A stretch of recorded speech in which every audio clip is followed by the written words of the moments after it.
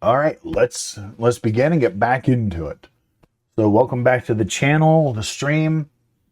Welcome back to our series from Breadboard to Market.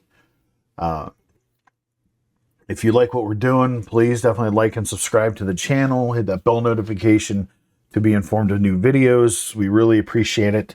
Don't hesitate to ask questions in comments. Leave comments.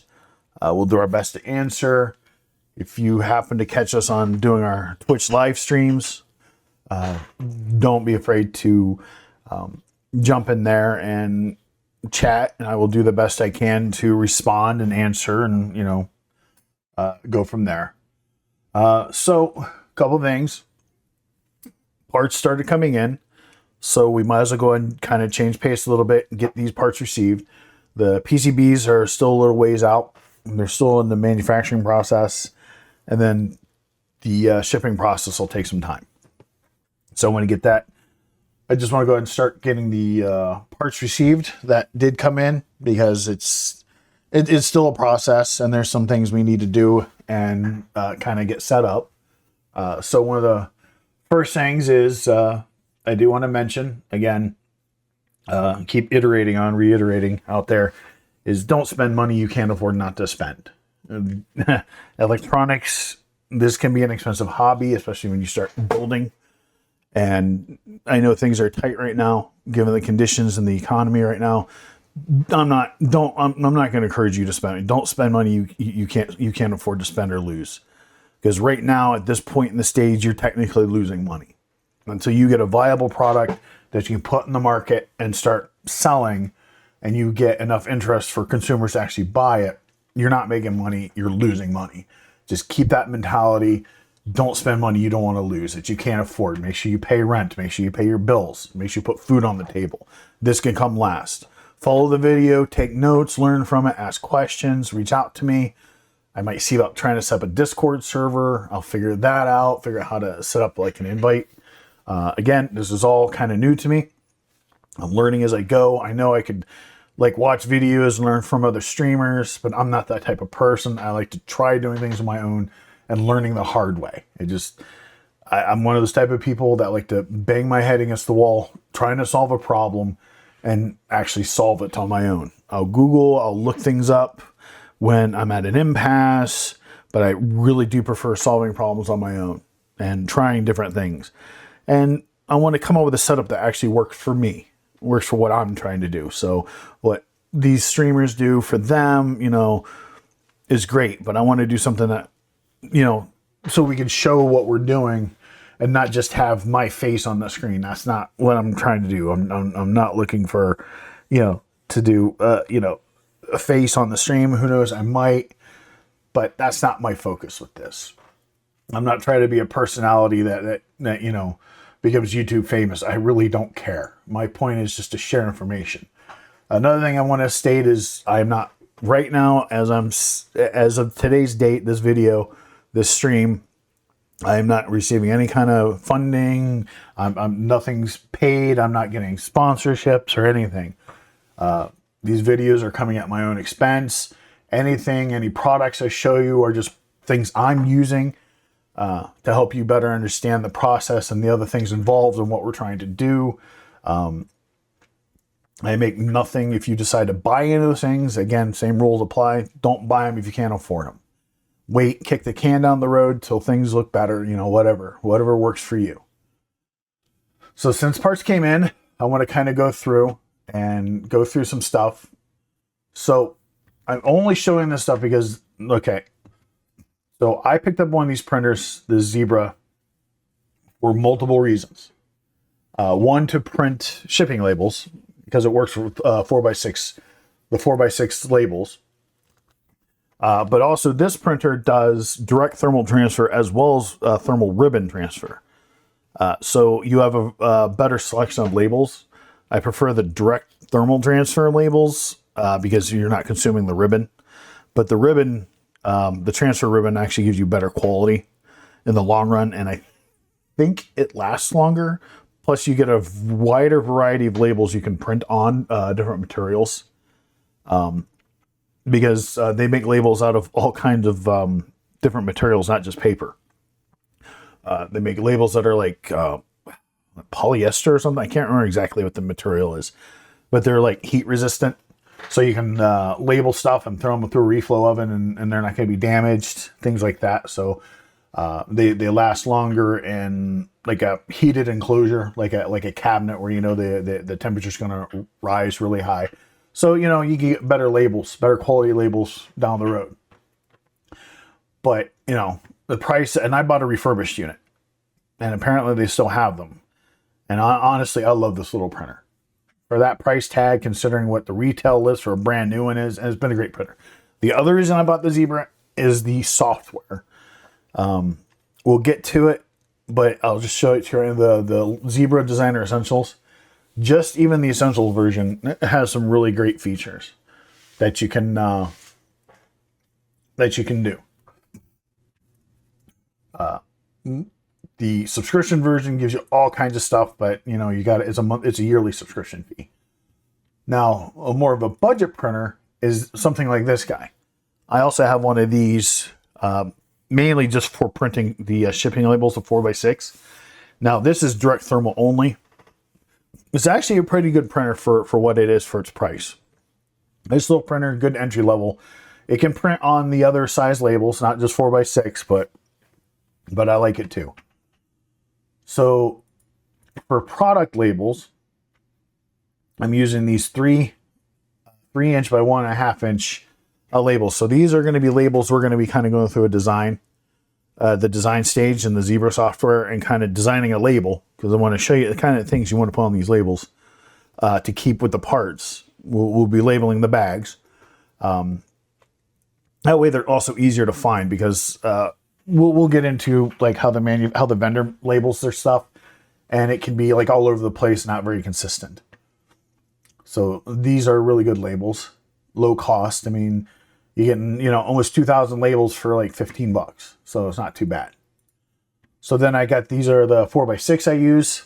So I use them for shipping labels, but there's also another label that we'll be creating, and we'll cover that down. That's also using the same size. And then I've got these labels coming in that we'll get to later when we get boards for generating serial number labels to actually stick to the boards for basically traceability. Yeah, you could use a Sharpie, save some money, and just Sharpie a serial number on the board, but these are more permanent. They look more professional. Sometimes board designers will actually put in like an outline on the board for where you should be putting the serial number label, things like that. And if you contact a company that specializes in labels, you can have custom label sizes made. There's one called Able Label, if I remember right. And you can do custom labels to them, custom label sizes and materials. So it's pretty cool. Professionally, I'd probably go that route to get more reliable labels that have better adhesives, because you get the support. Again, you run into the same thing where you don't want labels where they're constantly falling off, especially serial number labels. And then unfortunately, this is one of the things that you may need, is a heat sealer. And we'll get into that later, showing it, but there are parts that come in that are moisture sensitive, and a lot of people laugh at this stuff, especially when they don't understand it. But and I'm serious about this. I've tried bringing this up with other people, other places I've worked, and they just look at you like you're an idiot. No, but there are parts that are actually sensitive to the moisture in the air. What happens is the material that they're manufactured actually starts absorbing the moisture, kind of like some printer filaments like ABS and PETG and stuff. And what will happen is when you expose them to the reflow process, the temperature typically rises so fast in relative conditions that the moisture immediately turns to steam and literally can damage parts. So I would rather follow a proper process for moisture sensitivity than destroy a whole batch of something like an FPGA chip. The AMD Spartan 7 FPGA chip. Just the chip alone, which is a BGA form factor. If I remember the last price I saw, it was around $100 per chip. Now, can you imagine being, exposing a bag of those chips to moisture conditions, something you could have avoided by just following a simple process, and then having them get damaged during the reflow process? So now you've built boards up with these chips and they're damaged and they don't function. And reworking BGA is a pain in the rear. It really is. There's a lot of times there's special equipment to help you rework BGA and put BGA chips back down. It is one of the harder form factors to work with without using a traditional reflow oven. So just imagine you just destroyed like $1,000 worth of inventory by not following a simple process because somebody told you it was dumb to follow it. So we'll get into the MSL, the moisture sensitivity levels, later, because that will come up.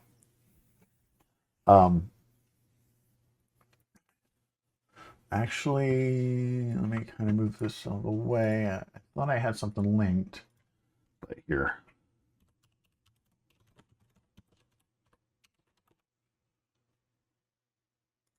Okay, so here we go. I know we all love Wikipedia. All right, here we go. But right here. Just, okay, so right here. So it's a numeric system. Sometimes you'll see 0 or 1. That means it can basically sit out at factory conditions, basically heat and humidity for unlimited, like basically your resistors and your caps. Now, I'm going to throw a caveat on that. Yes, technically it's true because those parts will not absorb moisture, but the metal contacts, the nickel plated contacts for like resistors and parts like that, if there's any corrosive elements, could start corroding and oxidizing those parts. So you may lose some solderability. So there's some things, there's caveats. The part itself does not absorb moisture and will have that problem. And then the maximum amount of time they sit in the floor goes up as you go through this numbering scheme. So you get to 5A. That means the part itself can only sit out on the factory floor for a total of 24 hours before you need to bake it, before you need to run it through a baking process. And then you've got MSL6 where you have to bake it before you even use the part. It's that sensitive to moisture. And I've seen this before, where we had parts, the bag wasn't sealed properly, and they were getting damaged and reflow, and we had failures that required rework. That particular part hand replaced. Fortunately, it was just a isolated DC to DC power supply. Basically, just created an isolated 5-volt side to it. So basically, just 4 leads. It was all self-contained power unit, but it was still, it was not a cheap part. I think they were around $20 a pop because of how sophisticated they were. Because the moisture sensitivity bag had a tear in it, or it wasn't sealed properly. So yeah, this is probably about the only thing I would encourage anybody to invest in, just so you can reseal the bags. And we'll get into what the bags look like. So we'll keep that open. These are pretty nice for that. So let's get into it. So purchase orders. So the first one is DigiKey. Click on that. So let's see here. Okay. So what we're going to do, okay. So another thing I want to mention. So I got the webcam. I know there's shadows. I need to get some kind of light for it, like a ring light, set it up better. I get that. Just bear with me. So let's switch over to it. The angle's weird. I'm just trying to test and work with different things. So here we have the DigiKey pack. My hand showing in front of it, just to make sure the camera was still working. This isn't meant to be an unboxing channel, so we're not going to do that. I just want to kind of start here. So the DigiKey, we only got 2 parts in. Inside of our wonderful bag, that side, we have the invoice from DigiKey. and our components. Now, the proper way that you want to do this, and again, it's me being an idiot.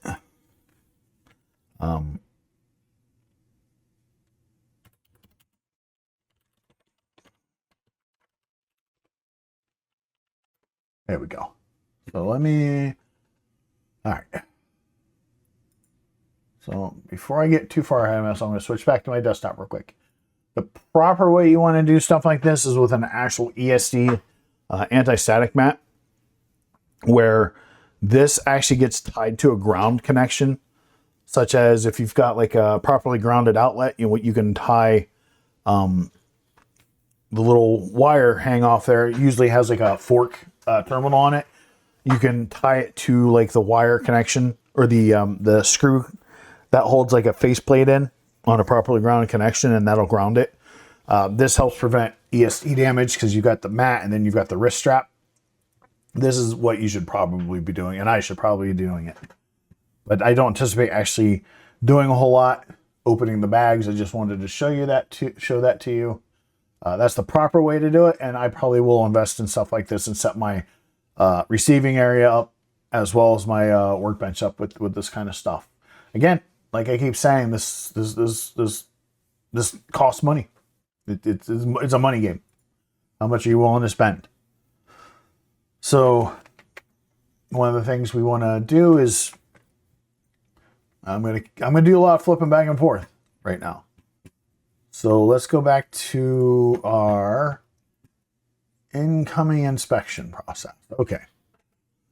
Let's see. Receive shipment. All right. So here's our workflow. Basically our process. We received the shipment. So we verified our package integrity. Again, not an unboxing channel, so I kind of already opened it. We have the invoice that came with it, the packing slip.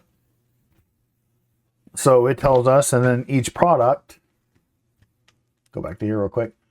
So again, trying to figure it out. So the product labels will give you like their part number, manufacturer's part number, and the quantity that you ordered. So it's easy, just kind of refer from here to your purchase order and Odo. So that's basically one of the first criteria we need to do. We know they're in the approved suppliers list. So the PO. So also I want to mention, because we ran into this last time, that DigiKey, I couldn't enter a manual purchase order number for this. So I had to just take whatever. So on the invoice that came in, just kind of somewhere near the top, just write in, your PO number that's generated in Odo. P0000. Now, technically, you should be retaining these records. This is basically an artifact of the receiving process, even the invoice packing list, to show that you received it, because there's a whole bunch of other stuff that you get on here on the packing list sometimes. So, I have to switch it over to the camera. Do the parts themselves show it? No, they do not. Yeah, they do. Okay. Let me double check. So one of the things, so the packing list or invoice will have the part number, what you ordered. I ordered 10. Let's see, the package says there's a quantity of 10. So we're looking at the UART receivers, the 45, so 10. So we got that. Those look good. And then the capacitors, we ordered 100. The bag says 100. The packing list says 100. So also, see, this is what I like about DigiKey too. So I don't know if you can see it. This is, again, something I need to do better. But right here, we have the date code for the parts. And then we have their lot code. or the lot code, not DigiKey's lot code, the manufacturer's lot number. So we've verified that the component bags match the packing list for date code and part number and lot number. So we go here. We verified that. Okay, CFC. Now, what's cool is DigiKey, basically their packing lists also serve as their CFC. That's another reason you need to save these. Now, how you save them is up to you. You can save the physical form, or if you had like a scanner, or you can use your phone with like Google Docs and convert it over to like a PDF and save it digitally. But it goes under record retention. So this becomes an artifact that you need to retain the record. And I think the typical is 7 years. So that's why digital would be better. That way down the road, you're not trying to get rid of box after box of physical papers. So I will probably convert these over to digital format using like Google Docs or something in my phone. I'll figure that out because I know you can do it. So everything's good. It has a CFC. All that's good. All right. So visual inspection. So the lot numbers and stuff. Okay.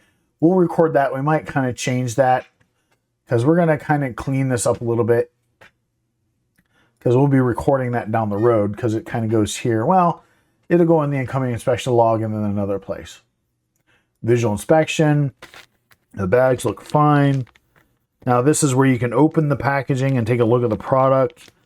But for capacitors and resistors, some components without like bendable parts, you're just looking to make sure like the cut tape is fine, that there's a damage to it. No moisture got in there, nothing was like that.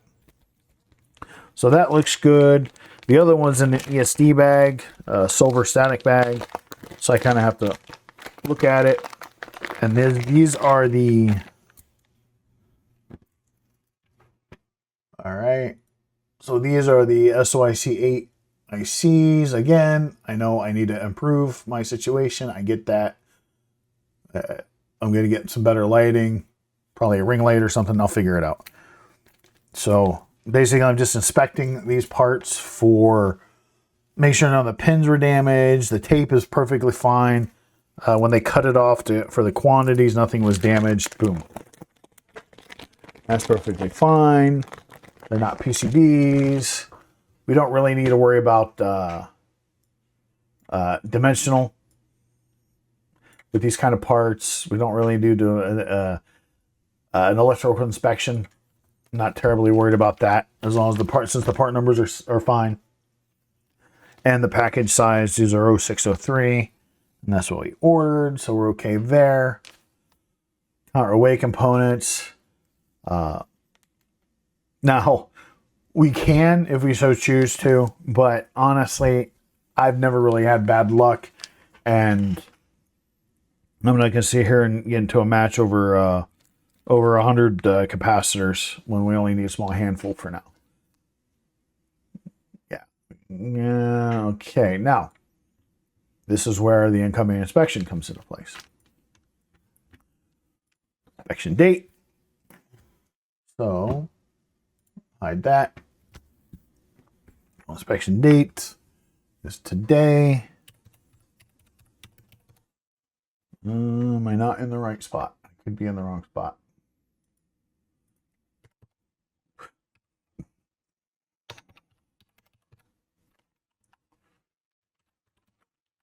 PO. So P.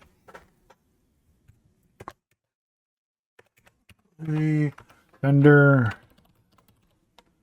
Receive day. They actually came in earlier this afternoon. All right. Internal part number. So this is where you would be kind of bouncing. So these. So we're going to start with the interface chips.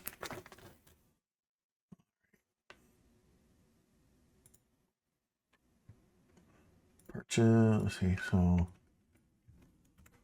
we can copy that. Oh. Interesting. Go here. Just do the tag. Okay, internal part number. Pass. Not applicable. Not applicable. Now, one of the things about ISO and other QMS systems is they don't like blanks. So if you've got something where a field where something is supposed to be, you're better off not leaving empty, just filling it with like not NA for not applicable. Okay, so it passed. We don't have to worry about that. Non-conforming materials is fine. We can no. We can worry about that. We can worry about that later. This later. So to move along, we can just actually what we do. Let's see. So now this one is the. So we got received. Okay, so let's worry about that here in a minute. Here.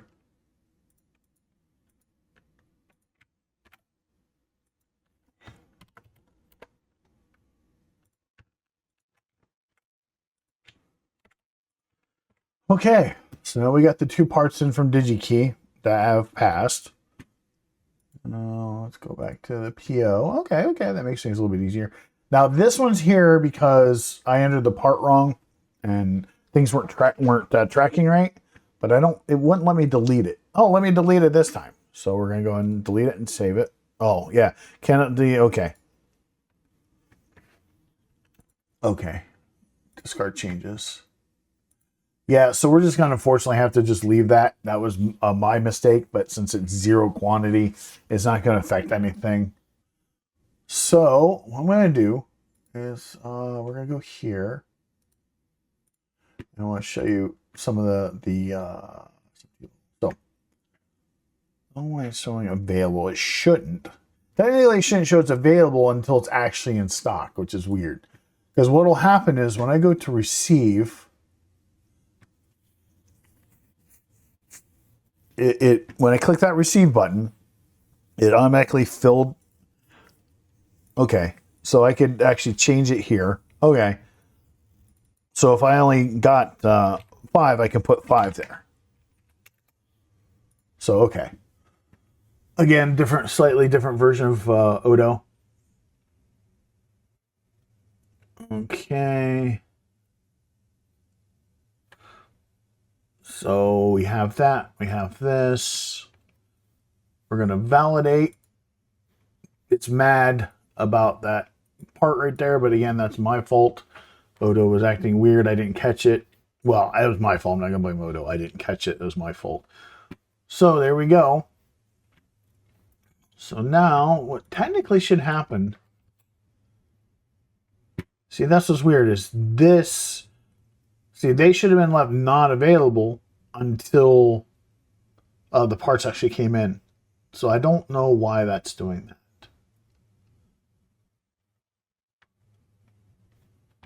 Maybe because I need to confirm it. Let's confirm it. There we go. Okay, that was my fault. Again, it's a newer version of Odo that works a little bit differently. So I had to confirm the work order. And now, okay. So now it's showing, I think because, okay. This is what I wanted to try to show earlier. So it's expected because we're waiting on those other parts. But now the parts I just received in this, in this process are showing as available because now they're in inventory. So if we go here, that's what's so great about it. Products. So we know one of them is an interface. So right here, and why didn't it show that they're in hand yet? So maybe I need to finish something here.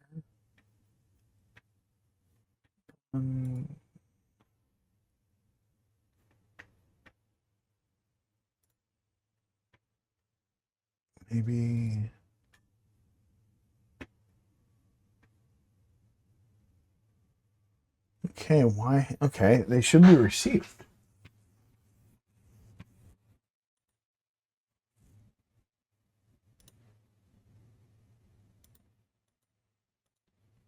Okay.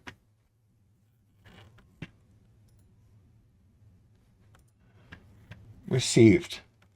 So the 45 transceiver should be showing as on hand. Is capacitor still on hand? Yeah. Okay, so it shows the capacitor's on hand. Maybe I just didn't wait long enough. Interface for it. Why does it show these on hand? Weird.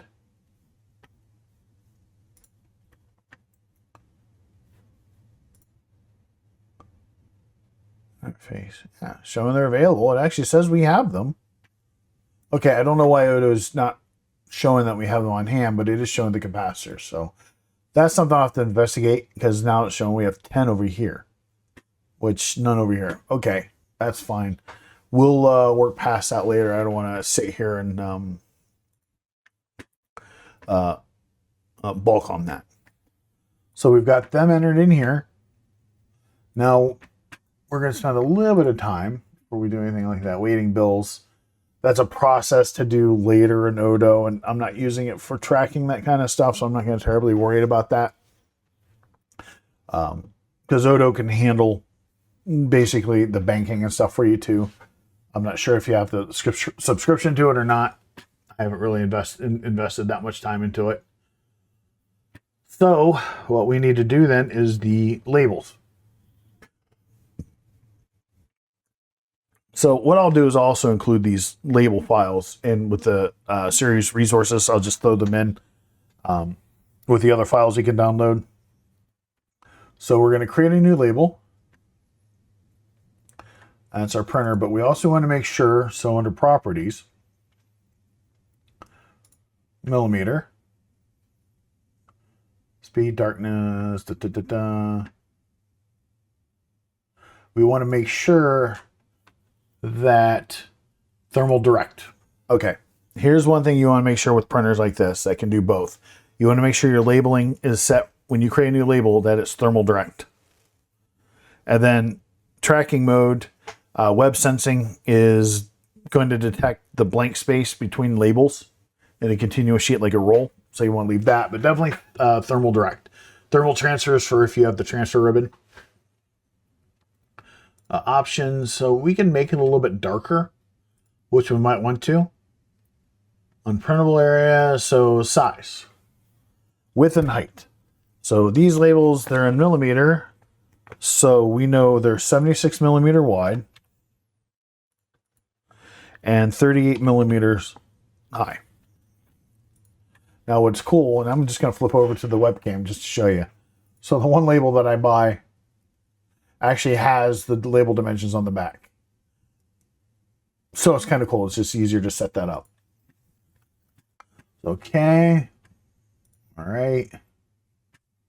Next. Roll of labels. Yes. Portrait. Landscape. We may have to fix this. I think, yeah, portrait should work. 76 by 38 units of measure. So here we can set it to. If it's like multiple labels per margins, we're just going to leave that default. We're going to finish that. What I'm going to do is come into the video series, resources,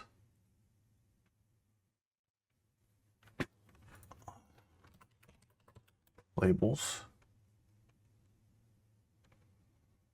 Yeah, come on. Come on, there we go.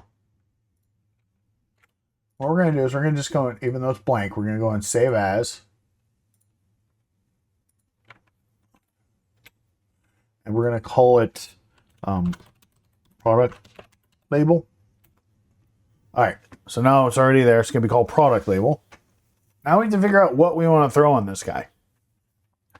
And this is another great thing about the Zebra software. You could set so many parameters when you go to print the label. So we're probably gonna end up consuming most of this particular episode just designing this one label, just to let you know. Again, it's a process. Once you get it labeled, once you get it designed, then it's just a matter of filling it out. So we're gonna throw text. We're gonna throw a text box in there. So one of the first things we want is part number. All right. So another thing, because we'll go through and organize all this stuff. So date of receive.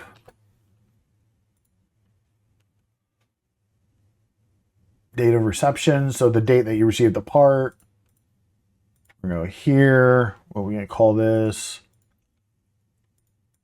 We're going to call it lot number.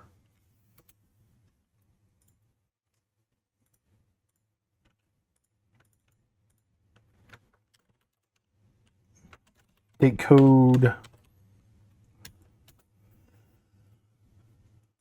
And we'll fix all this to make it make more sense. Drag it around, move it around. So we definitely know we want the part number, date it received, the lot code, the date code. It's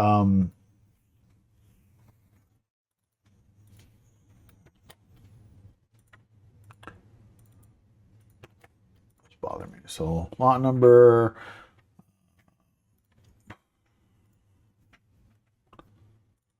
Call so location is going to be like the storage location in inventory. So basically, you want to put on here where the part is to be stored in the long run. So if you have like bins or shelves, however, you can like SMT1, SMT2, however you want to lay out your parts. So that's basically your location for it. So not only do you put it back where it belongs so you can find it down the road, but also so future employees can find it and they get stored in the right place. So part number, date of receipt, lot number, date code, location. We can even kind of throw in something like this. Again, we'll fix all this. MSL, the moisture sensitivity level, the number.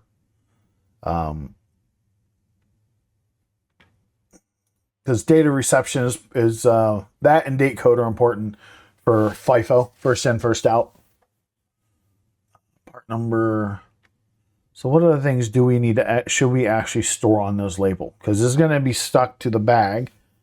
Other relevant data, important data.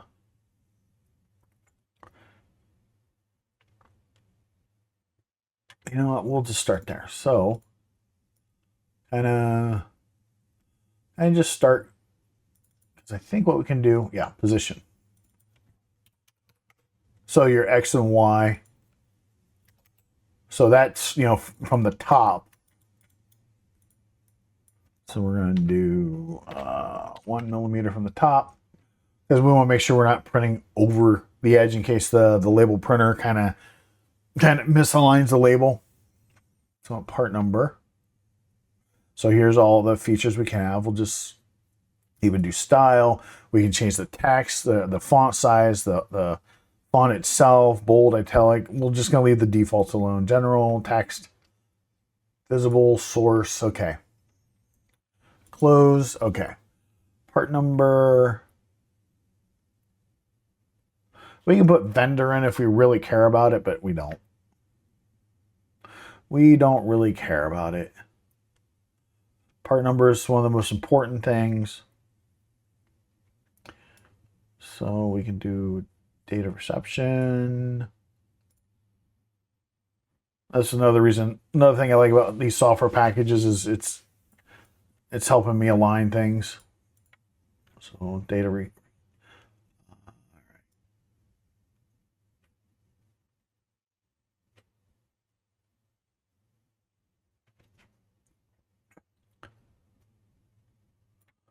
lot number, date code.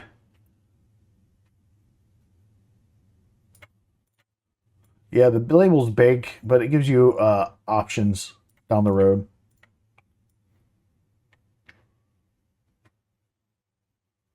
which is this video level.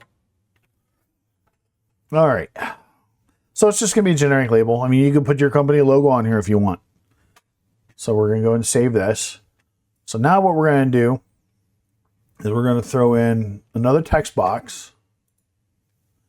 We're going to leave it text right now. We're going to line it up with part number. So what you have here is going to be variable keyboard input. And this is really sweet about the Zebra software. Variable keyboard input. It's going to be text. Initial value, we can just leave it with question marks. Prompt at print time. Okay, check that. Now you can also check value required. In other words, when you're printing these labels, it will require you to fill in that field before you can print it. We'll show it to you in practice. So we're going to apply and close. And we're going to throw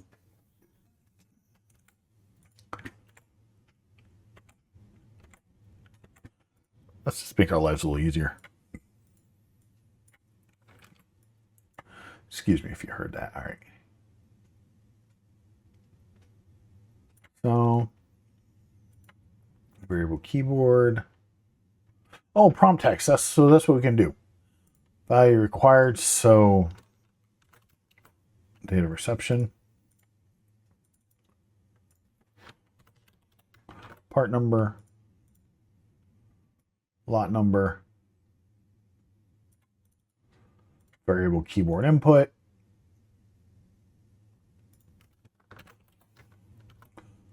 Value required.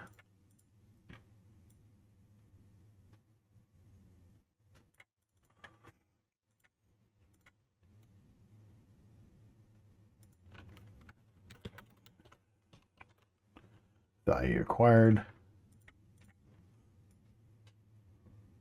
And here's what we can do for this guy.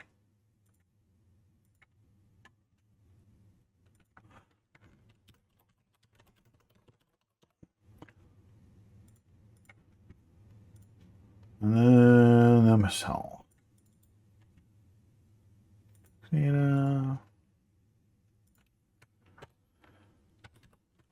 Cell number and value required. So what we're going to do is we're going to save it. So when you open the label, this is what it'll look like. All these question marks. Okay, great. Now what do I do with them? Here's where the cool factor of this. Another reason I like the software, hit print. So it brings up the print dialog. So speed, darkness, okay, it's fine because it's already set up. Number of labels is 1. So we could change this, and there might be reasons for it, but down the road we'll just leave it like this. So right here, boom. So you get these variable keyboard input boxes. So this is what you can do. So you come here, copy the text, part number, and then 12 lot number. So you would get that from your paperwork. So that is the 45 transceivers. Lot number, which would be KD 29625.12. Date code on them. So you can try to come up with like a standardized date code. Depending, because manufacturers get weird with their date codes. But DigiKey has their date codes on here. So the transceivers are date coded June of 2025. Typically month, years, all you really need. You don't really need to know the exact date most of the time. So let's see. June would be 6 month. So we can do 06-2025 or 06-2025. Storage location would be SMT-1. And MSL would be 0 or 1. But we're going to do it 1 because that's the standard number.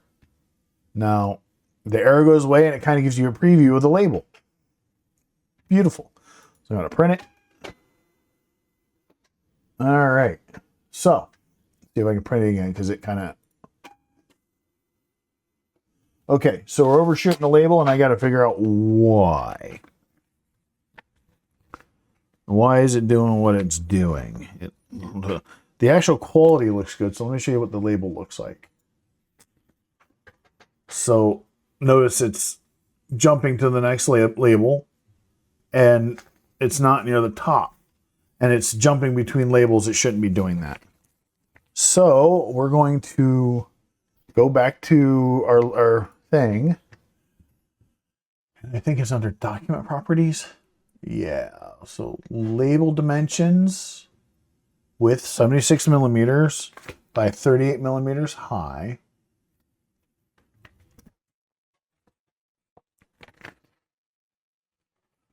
What might be doing it, okay, horizontal count, okay, paper, portrait should be fine.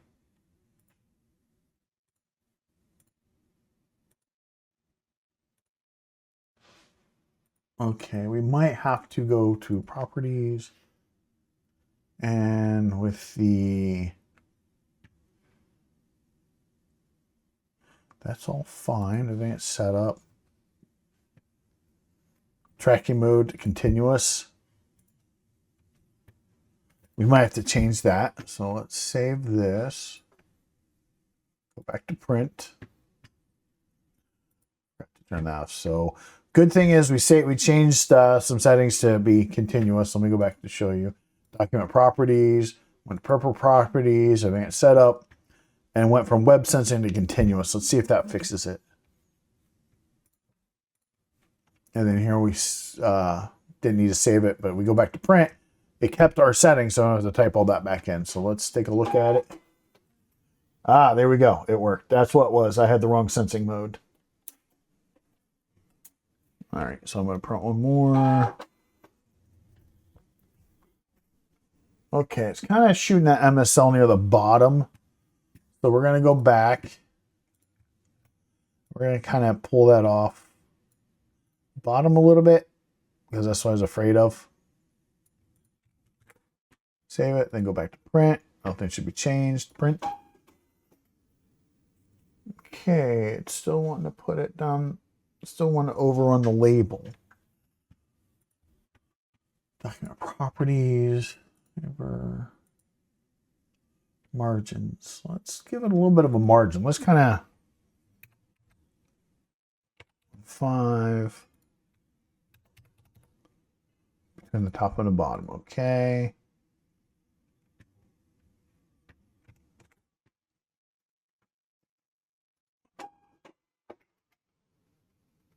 Still want to put that off the label. All right.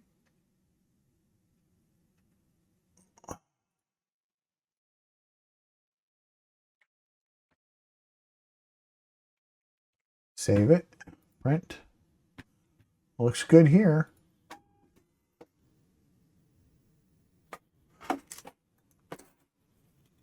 Okay, so why are you acting up, printer? After I gave you such good praise. All right, so something about the printer. Printer properties. Set up. Operation mode. It's a tear off. Direct mark sensing.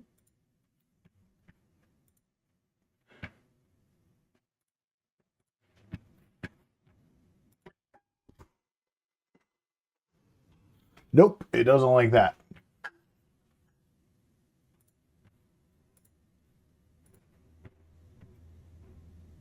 Continuous. You know, let's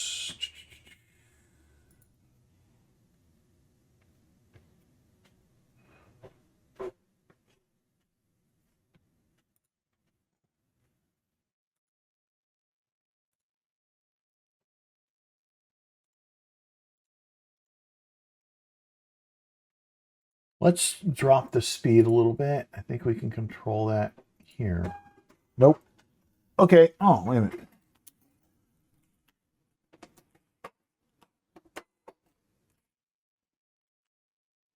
Okay, that's looking better. All right. Ugh. or the printer's just not enjoying. So sometimes if the sensing mechanism is dirty, it won't pick up on the. Okay, so it's not that it's too tight. So it's printing out that. That's just fine.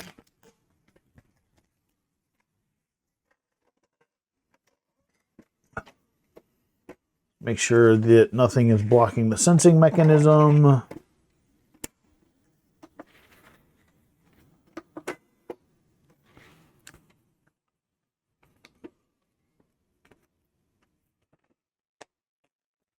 right, let's try that again.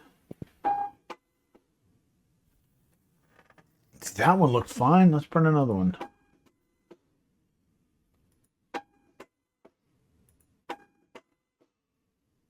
Okay, something is definitely wrong in my setups here. Now,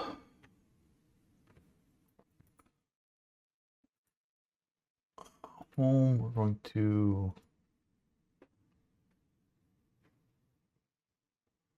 I'm just going to pull up. We're going to save the changes there. Because I might have something out of whack on this. Printer properties.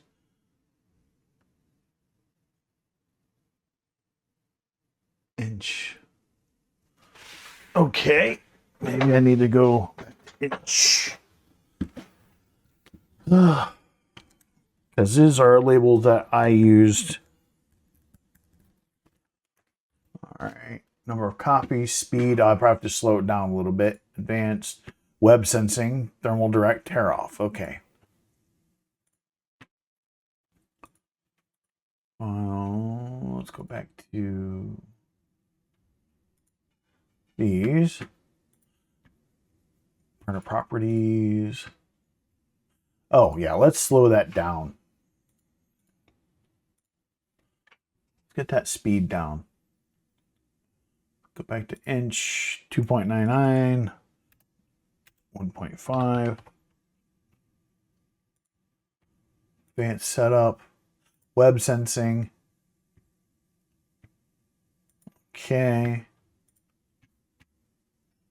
Save that. Try to. Oh, come on, printer. Oh, these labels, it's not happy about them or something.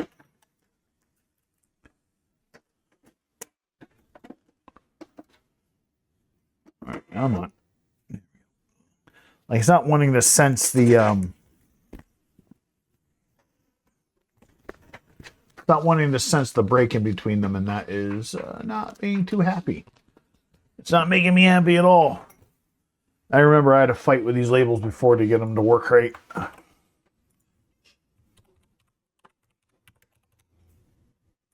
What? Yeah, because if you don't have this filled in, it won't let you print out the label. Yeah, we'll get this figured out. What's sad is I use these labels for my other stuff. All right.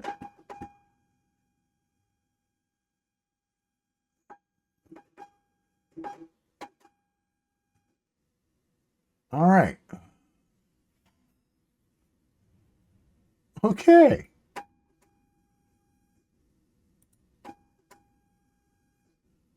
Okay, so slowing them down definitely helped. Sounds horrible, but it definitely helped the printer because it's able to catch the breaks a little bit more.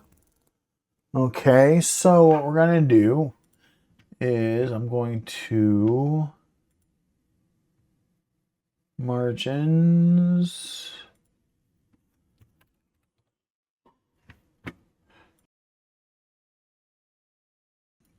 Increase the top margin to push it down a little bit.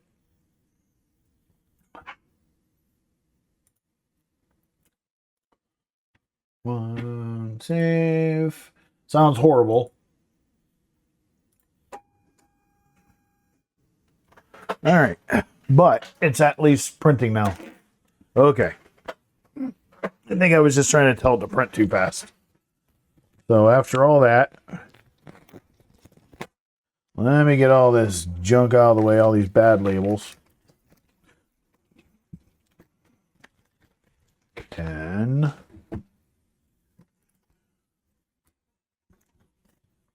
Show you what we end up with. Lots of fun. So now we end up with a nice little label like that, which we will kind of just take our parts and so I will just put it on the baggie back here near the top. See, this way that all your parts will also be uniformly labeled and they'll be easier to find because they all are labeled the same. You're not trying to read through all this and trying to figure out where's where because DigiKey, Mauser, each of them kind of have different labeling. Organizing, their labels are organized completely different. This standardizes it. Plus you have the actual relevant information that you don't have on this label, such as your storage location, things like that. And there's enough room on this label we can throw other stuff on if we really wanted to down the road, but I'm not terribly worried about that for the sake of this video series, because simpler is oftentimes better. Like you could even throw in like a data matrix code, QR code or something that has the part number and maybe some of this other data in here if you really wanted to. However sophisticated you want to run your stuff. But so that is that. So now we got to do the fun part of going over the rest of the parts that came in, at least on DigiKey, and get those entered. So the next part is the capacitor. Copy that over here. What's great about this, like I said, it keeps that the same.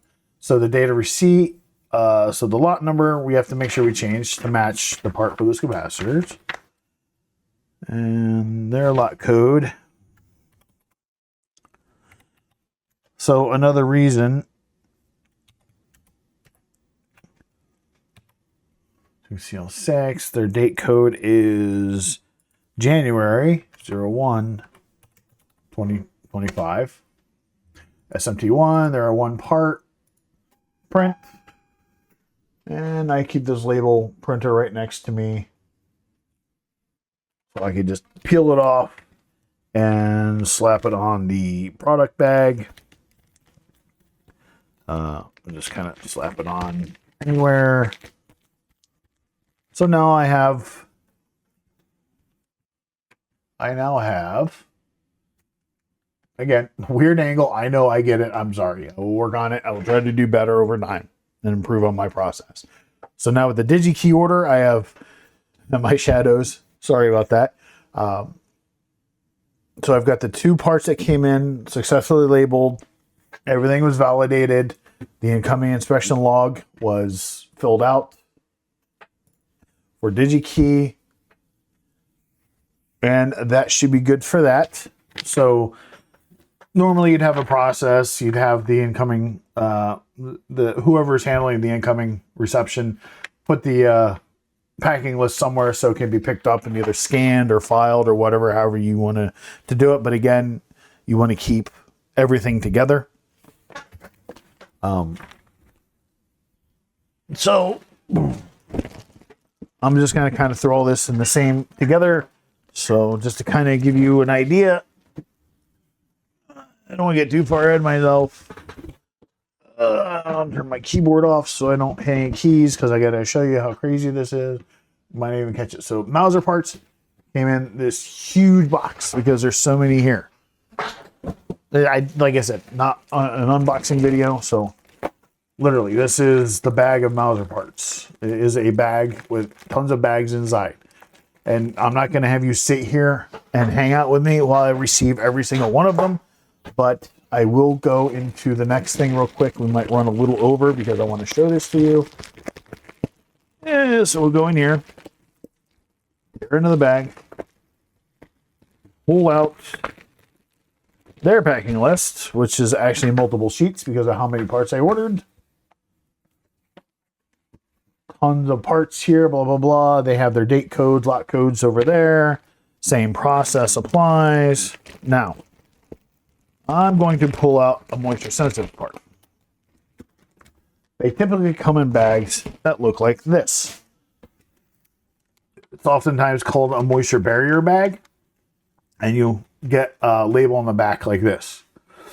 So this has a level 2. And let me see if I still have it up here. Moisture sensitivity levels. Hide that, go here. Level 2. So that means this part is okay to sit on the floor at factory conditions for 1 year outside of this bag. That it's okay to sit there and be used. Now, cool. All right. This bag is the green LED chips that we ordered. And there's only 30 in here. To be honest, and here's where I'm going to kind of defer in both scenarios here. MSL2 is 1 year. If you expect to fully use these parts within that year time, building prototypes or whatever, or, you've ordered in such a small batch, that you're never going to, that you're going to consume the entire quantity in this bag before that year is up, I wouldn't worry about it. That's one way you can approach it. That's up to you.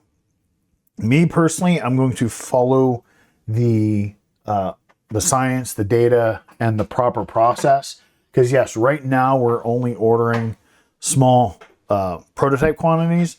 But when you hit that point where you're ordering these by the reel, and you could be sitting on them for a year, you don't know.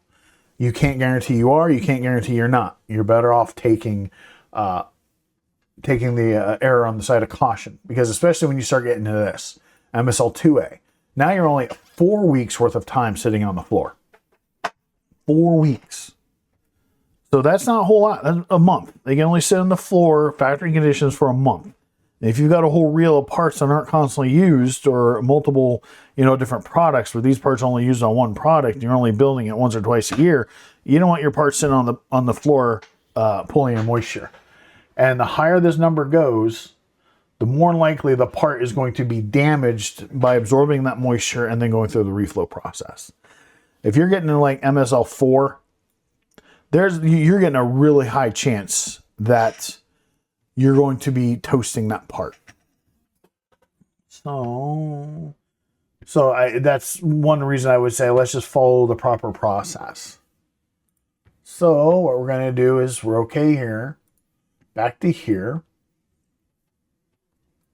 So we're okay here. We've got the label. This, like I said, this will be part of the project resources in a folder called labels. All right. So we're going here. New label. So again, printer properties, speed, we'll just leave that there. Increase the darkness because it is going to be direct thermal. Inch 4x6 is perfect because that's what we're going to do. Advanced setup, web sensing, blah, blah, blah, tear off. Make sure it is thermal direct. I almost missed that. So, okay. We're going to hit next. Print a roll of labels. Next. Portrait we'll leave alone. Measurement, inch 4x6. We'll leave that alone for now. Next. Finish. So what we're going to do is we're going to file, we're going to save this one as labels, and we're going to call it MSL. Helps if my keyboard's back on. MSL product label.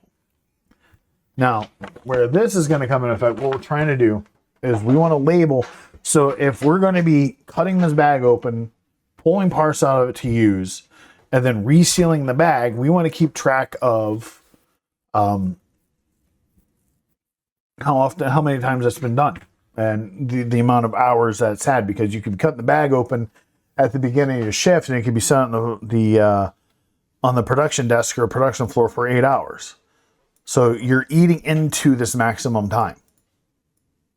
Every time you open this bag, you start eating into this time. Now, if the bag's only open for like less than 10 minutes, like the amount of time maybe to pop it open, look at the quantity, maybe count how many parts, you get a rough idea how many you have in there.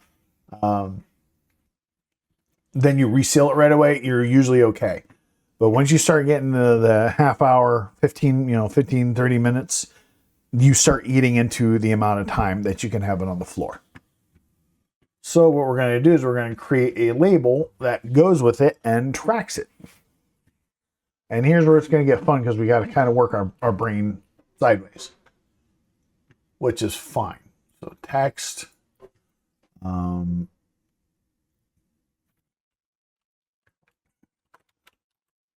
date.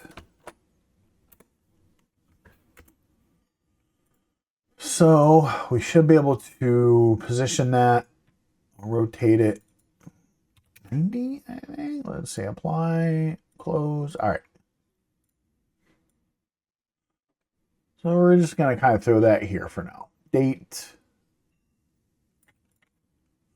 Let's just copy.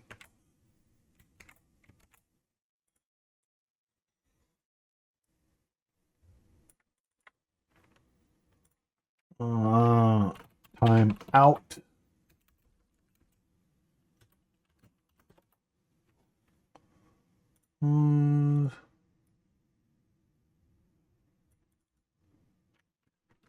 Time in.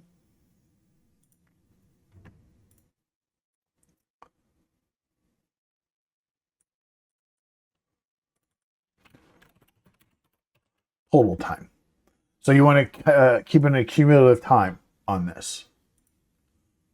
So what we're going to do is we're going to kind of throw this here. We're just kind of throw this over here at the end.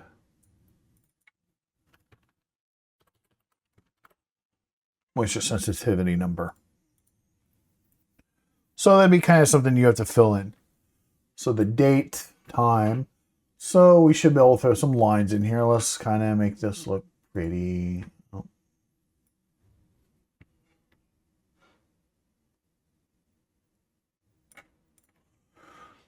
So here we go.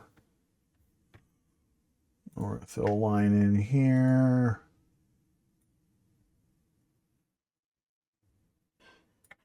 Again, we're going to fix everything. This is all part of the design phase of this label.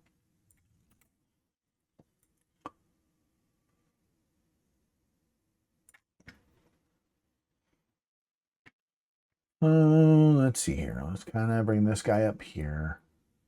Move that out of my way. So we'll leave the thickness. We'll leave those settings alone for now. We'll kind of bring this up here. All right. We'll kind of bring this guy over here a little bit because there's just a little number you can jot in there. All right.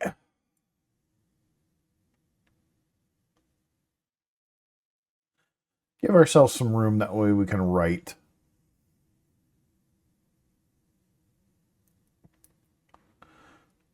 OSL number.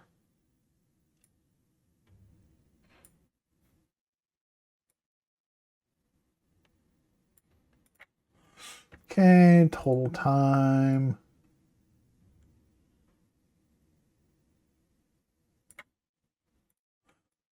Now, when doing this, again, big label, but, it's fine for what it is. And you're only needing to put, you're putting relevant information in. It's only for tracking these parts.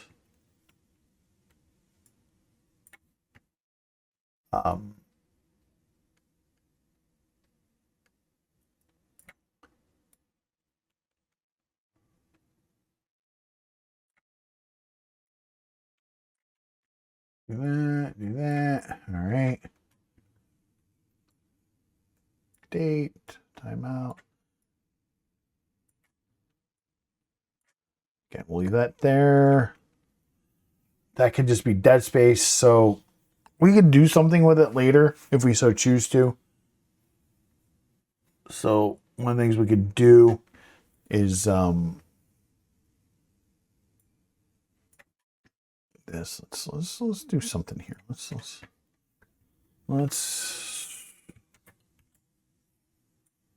Let's try something here.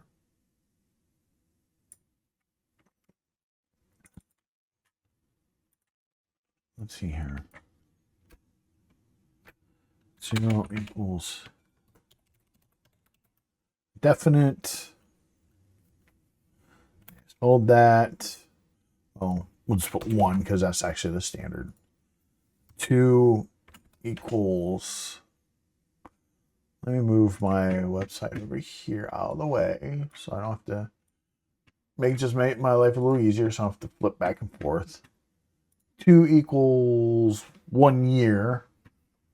But let's make our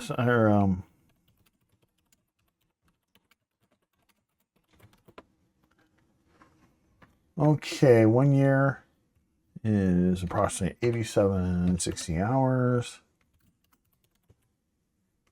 2, 3. Oh, there's a 2A. 2A equals, see, that's 4 weeks. Get my calculator. So 4 weeks. Let's see here.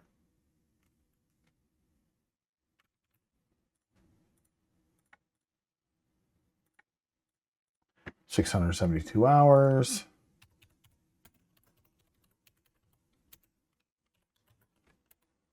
Let's go back to here. Then there's 3, which is 168 hours. Then 4, 72 hours. 5,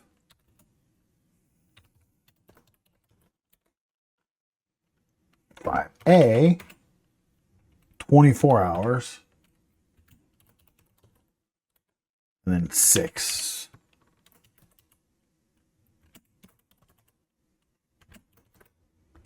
All right, bake before use. There we go. Close. I probably spelled indefinite wrong, and let me fix that.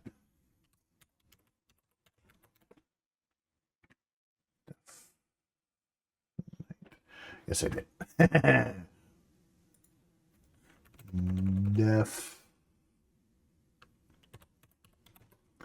Definite. Yeah. See, that way the dead space isn't wasted. You know, it's at least used for keeping track of the total. So what we're going to do is copy this line. And what we're going to do is kind of, remember, somebody's got to write in here with a pen or a Sharpie.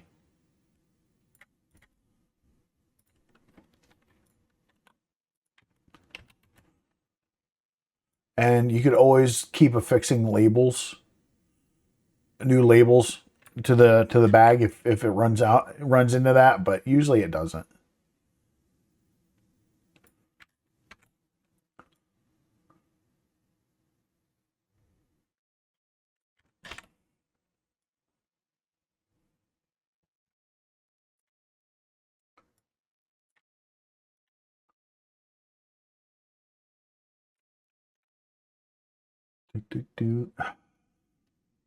Yeah, the video is running a little over, but that's fine. I kind of anticipated this for what we're doing. I want to make these labels. There's a longer process than it would seem. Now, if you really wanted to, and instead of eyeballing this, you could actually go in and do the math, figure out, and do the math on the distance and spacies more appropriately. Personally, since at the end of the day, this label is more, these labels are actually just going to be disposable. I'm not going to be too worried over how perfect they look. And they're for internal use. These don't go to customers or anything. There we go. that one up. All right. Save that. Now, give me a second, and I will change the label stock in my printer, which is a terrible ordeal, but it's not the easiest. Because I need to open up the guide arms.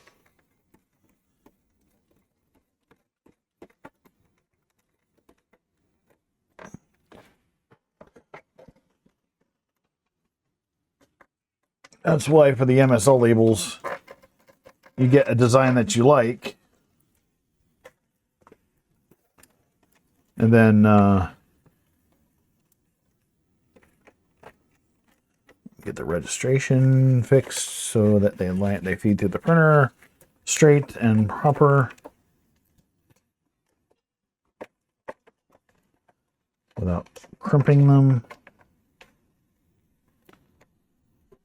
Probably open a little bit more. There we go. Close the lid.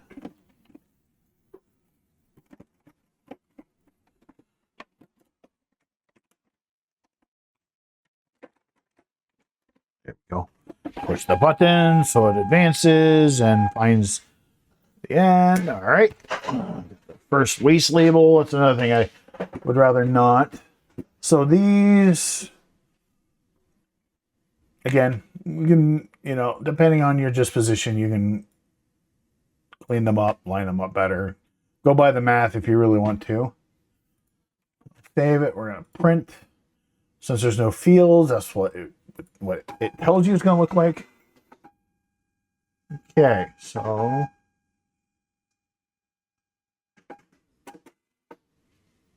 all right. So there we go. First one was a waste, but that's fine. I think these printers will act weird sometimes. So sometimes I'll keep the blank ones, the ones that get just spit out without anything on them. Those are great for like reusing shipping boxes, because you kind of learn to do that after a while to save money. Reuse shipping boxes. So we have our label here. Let me switch over to the video. Oh, wow, that looks funky on there. So we have our moisture sensitivity label. So let me find my Sharpie. There's certain gel pens that actually write really nice on these. Otherwise, you'd want a Sharpie. So we're going to use these LEDs. I'll make the actual inventory label later. So I'm actually kind of happy with this MSL label. It could use some adjustment. I can visually see that some boxes, but again, it's a disposable label. I don't really care for myself. It's an internal use label that's just, especially for these small quantities, will get thrown away in the long run. It's just for this process. So these guys will come back here. Level 2, 1 year. So yeah, that's fine. So there's a whole bunch of other data on here, a whole bunch of other things to be mindful of. Now this calls for like IPC standards for like baking and stuff. It gives you all the specs. You can find all this on the internet. And I do like these MSL labels, but unfortunately, we're going to be typically cutting the bags up here, because we'll put our internal label down here, down in this lower quadrant, because we're going to start cutting up here where they sealed it. And because this bag is going to get shorter and shorter and shorter as we cut it and reseal it, cut it, reseal it. So eventually you may have to buy moisture barrier bag. So while I would prefer to keep the factory label here, or their label, I'm not going to sweat the small details, because I can look that stuff up on the internet. So I'm just going to stick my label right here. That way it stays with the bag. And I know it's number 2. Might need a new marker. This one's kind of weird. Like I said, some gel pens I find write really well on these labels, and it won't come off. Especially the pens made for security marking, for like checks and stuff, so you can't like wash them that easy. They're really good pens. So So we'll have number 2 here. So basically, the way you would use this is you would write the date that you're pulling it out of the bag, or the date you're doing anything to it, the time out and the time in. It's okay to round them up or down to the nearest quarter hour, like 15 minutes. It's fine because it all washes out in the end. And then, so if your timeout is 2:30 p.m. and your time in is 3 p.m., you would total time 0.5, half an hour. And then on your next line, if you pull it out for another half hour, you start adding that total time together. You start accumulating over here. That way you can keep a running track and compare it to here. Because if this is an MSL like 4 and you're already close to 72 hours, you might have to be ready to bake these parts to follow the proper process. So this label will stay on this bag until the quantity is consumed. Part number label will go here. Again, I'm not going to bore you with any of this because this is going to take a while. So I'm just going to grab one of the blank labels and just kind of show you where I would stick this on this bag. I'll stick the actual part number label on this bag down the road when I actually receive them, because there is a bunch of parts that came in from Mauser. And this video, again, this series is not about unboxing. It's about the process and what we do. This will probably take me a good hour and a half, maybe, to actually go through and receive all these parts and follow the process, printing the labels, sticking them into the bag, and, verifying, following the actual process. So I'm going to print out a small amount of the MSL labels to have a stack of them. That's what's great. Just print out a bunch in the software. So I'm going to print out here. I'm going to print out like 20 of them. And I'll just let it do its thing. It'll either use up the rest of the stack of labels I brought in for doing this, or it'll print them all on stock. Either way, I'll have a small stack to use.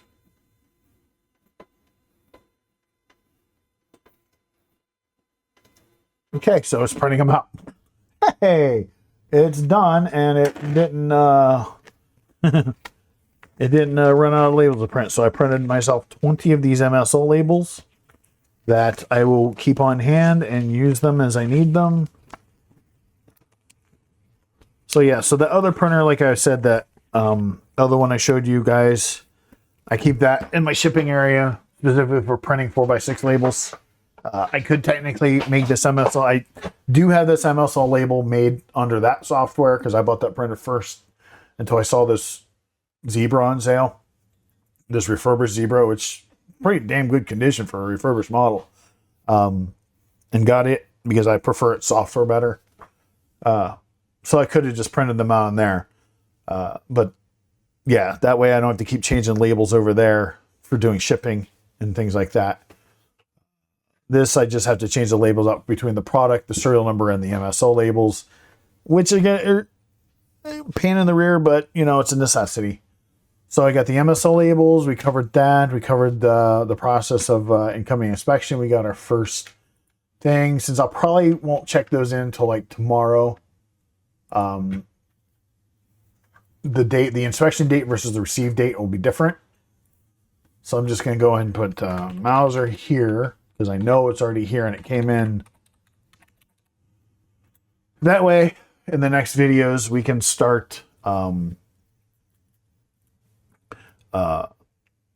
know what? I don't want to do that because I don't want to confuse anybody who's downloading this stuff. They're like, well, why is stuff here? Let's not. I can take care of that tomorrow. Because again, it's going to take about an hour, maybe an hour and a half, maybe even longer to check all these parts in. You saw how big that bag was. It's huge. And I've got like what? I mean, I've got 8 sheets for just the packing list. 8 pieces of paper here. And yeah, so the CFC, which is actually on the last sheet. Okay, cool.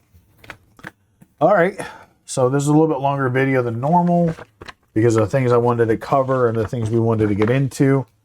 Again, sorry for the any bad video quality of the webcam.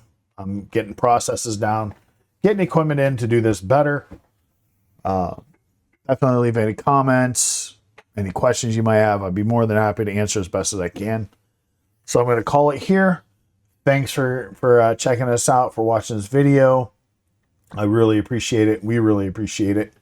And we'll catch you next time. Have a good rest of your evening.